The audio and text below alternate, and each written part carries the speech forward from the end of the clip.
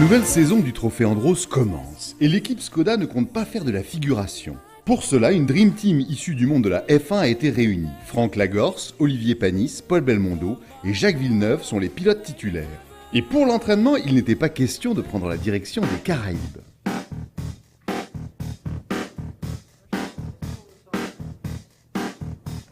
Bonjour, nous sommes en Laponie pour découvrir la nouvelle Skoda qui va concourir le Trophée Andros pour cette saison 2011-2012.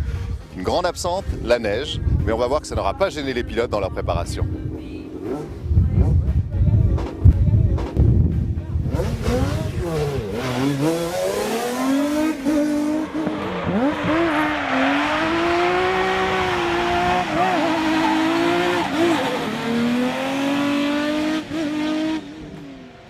Pour nous mettre dans l'ambiance, nous avons pris le volant d'une Fabia RS. Le fond de l'air est frais, la neige est absente, mais ce n'est pas ça qui va nous empêcher de chauffer l'asphalte.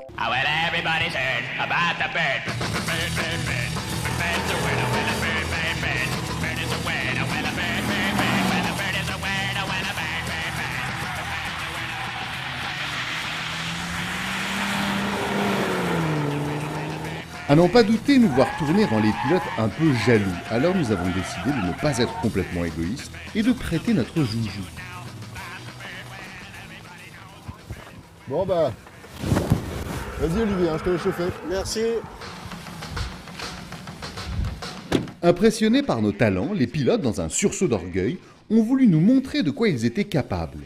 Bons joueurs, nous avons laissé le volant de la Skoda du Trophée Andros à Jacques Villeneuve.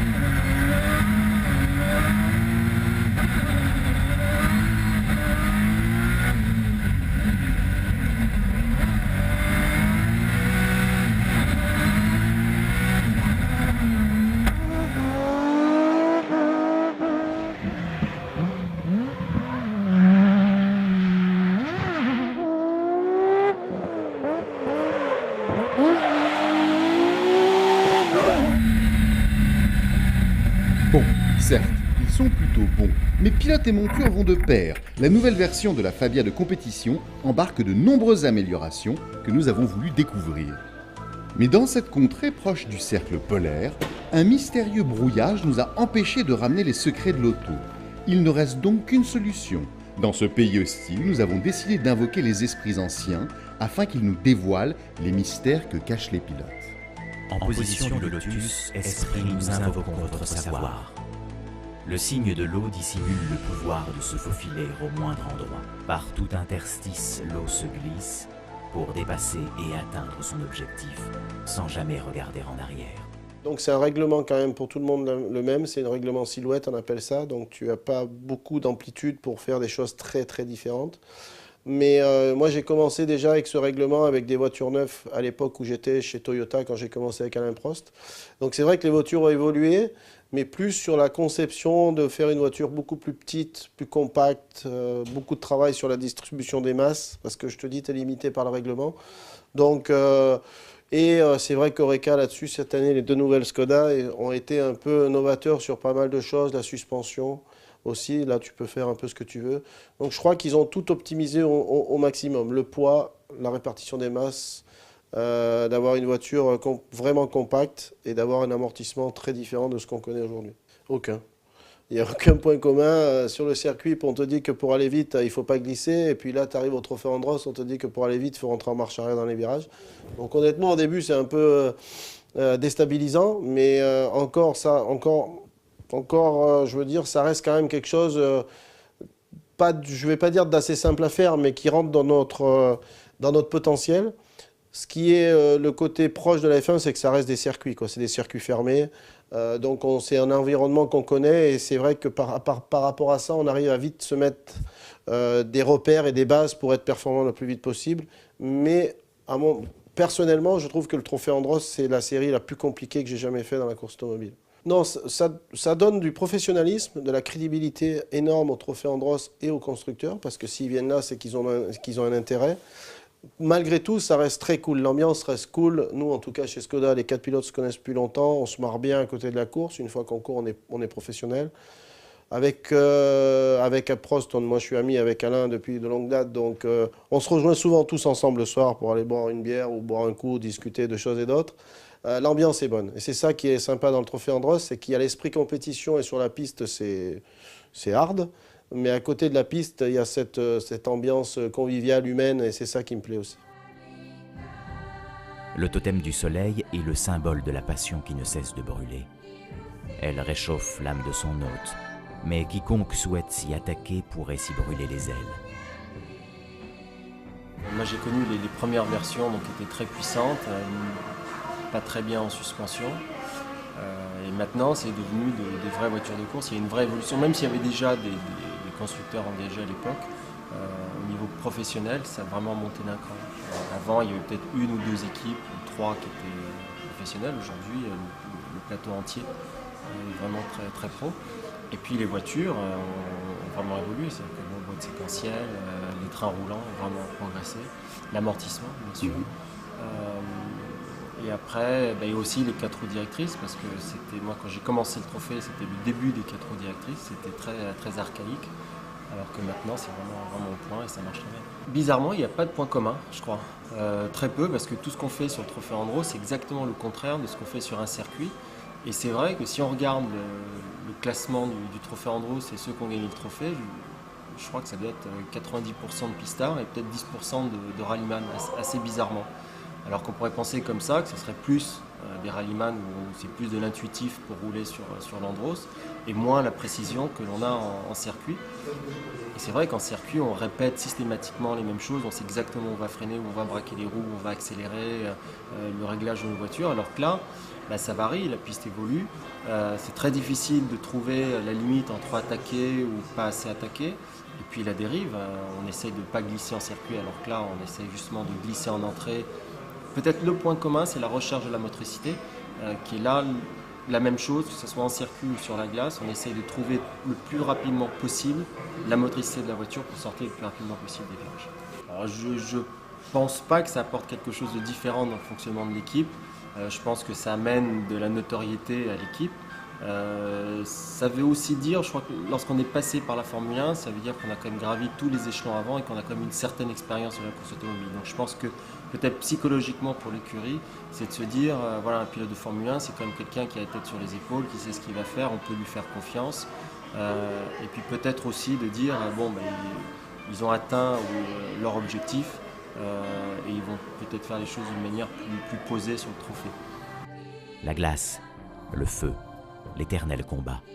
L'homme tout feu tout flamme est capitaine d'un vaisseau gelé. Il tient toujours le cap, n'abandonne jamais son navire dans l'objectif d'atteindre sa terre promise, la victoire. Les points communs, c'est qu'on conduit avec des points de repère visuels, que ce soit pour le freinage ou pour entrer dans les virages. Donc c'est pas aléatoire. À force de faire des tours, on a pris l'habitude sur les circuits de toujours avoir des petits points visuels. Et on se base sur ça, et c'est comme ça qu'on juge si on est vite, pas vite. Et aussi les combats en peloton, ça c'est ce qu'on a sur circuit. Mais c'est vrai que le pilotage lui-même est très différent parce que rouler en regardant par les fenêtres de côté ou même en marche arrière, en patinant et en freinant comme ça, c'est vraiment contre-intuitif. Une méthode de travail, je pense avoir fait de la Formule 1, ça nous a quand même bien formés pour le professionnalisme, pour bosser avec les ingénieurs, avec les acquisitions de données et pas baisser les bras. Donc je pense au côté le respect des mécanos aussi, tout ça, c'est vraiment une très bonne formation. Ça donne la pression. Surtout il y a un Prost qui court, il y a Olivier, Franck, Paul, ensuite de la F1, il y a quand même des pointures. Et c'est vrai qu'avavec une marque qui est, parce que de toute façon, sur une marque des commanditaires, il y a toujours une pression, mais l'ambiance reste très très bonne. Dès qu'on sort de la voiture, c'est très jovial. est cordial, donc ça reste plaisant quand même. C'est des week-ends où on a envie d'aller. Tel un loup solitaire dans un monde dangereux, l'homme protégé par l'instinct du husky est toujours prêt à foncer vers les obstacles et à les dépasser. La neige est son ami, le froid, l'énergie qui chauffe son cœur. C'est vrai que ça fait maintenant 10 ans, ça va être ma 10e année dans le trophée, donc c'est un exercice de style incroyable et c'est pour ça que ça me réjouit d'être là encore pour mon 10e anniversaire. J'espère arriver au 20e, ça serait génial. Je pense que la première grosse avancée technologique, c'était les 4 roues directrices que Marcel Tarès a inventé il y a quelques années, enfin presque au début, qui a été après repris parce que c'est beaucoup plus maniable. Et puis après, je pense que c'est l'évolution de beaucoup de choses. Ça a permis aussi à certaines équipes de comprendre quelque chose de nouveau avec une adhérence très précaire et une adhérence très différente et difficile à percevoir parce que ça change tout le temps la piste. Donc on est en permanence en train de travailler sur la traction, la motricité, les diffs, les ponts, enfin tout ça c'est bien prise de tête. Mais c'est ce qui fait aussi la différence dans le travail, surtout quand on a la chance d'avoir une équipe comme Oreca où il y a des gens d'expérience, comme David Fleury par exemple. Aucun. Pour moi, il y en a aucun. C'est un exercice de concentration extrême, c'est un exercice sur les 3 tours. On doit respirer peut-être 3 fois dans la ligne droite, et encore.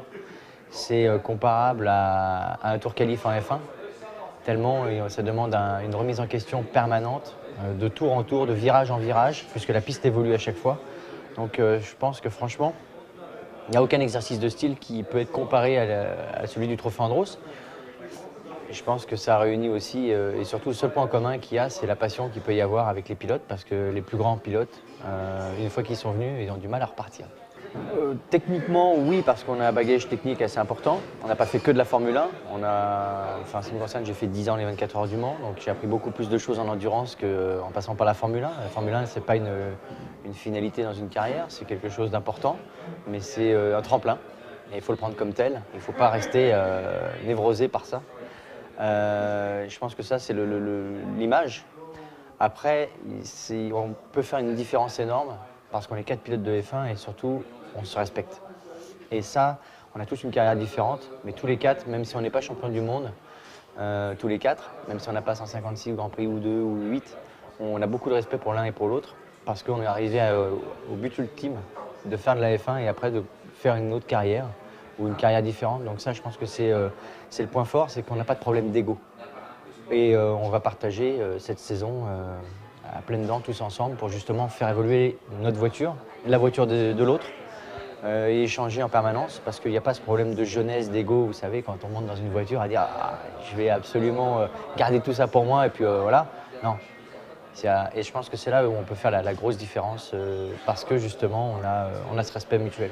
Le Trophée Andros, s'il existe depuis 22 ans, c'est pas par hasard.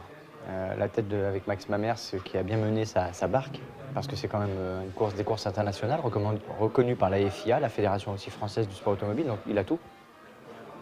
Si ça intéresse les constructeurs, c'est parce que déjà la première, c'est hors calendrier de toutes les autres courses.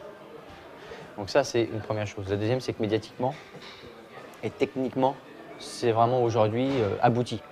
Il y a 10 ans, il y avait Yvan Muller contre Yvan Muller. Aujourd'hui, il y a des gens, des pilotes qui viennent de la F1, qui viennent d'autres courses, qui s'affrontent entre eux et c'est un niveau aussi différent. Donc le Trophée Andros aujourd'hui est beaucoup plus ouvert et beaucoup plus adapté, je dirais, de manière contemporaine à l'évolution technique des voitures et aussi à l'évolution des pilotes et des carrières. Et je pense que ça, c'est le faire-valoir du Trophée Andros. Frédéric Gervosan, il a énormément contribué, je le nomme parce que c'est aussi lui le papa, hein, comme Max Mamers, de ce trophée. Et je pense qu'ils ont fait un travail incroyable, ils sont passés par des moments difficiles et en plus ils ont un problème, c'est de gérer la météo. Et en 22 ans, je crois qu'il n'y a eu que 4 courses d'annulées. Donc c'est quand même un exploit, ouais. Donc franchement, je pense que c'est ça aussi qui attire les constructeurs. C'est ça aussi qui fait qu'on peut rendre des courses attrayantes, sportivement, au niveau du spectacle aussi. Parce qu'il ne faut pas l'oublier, il y a beaucoup de gens qui sont sur le bord de la piste et qui ont froid. Donc il faut leur réchauffer les mains. Et je pense que c'est un spectacle aujourd'hui qui est incroyable. Et franchement, je suis très fier de faire partie de cette caravane.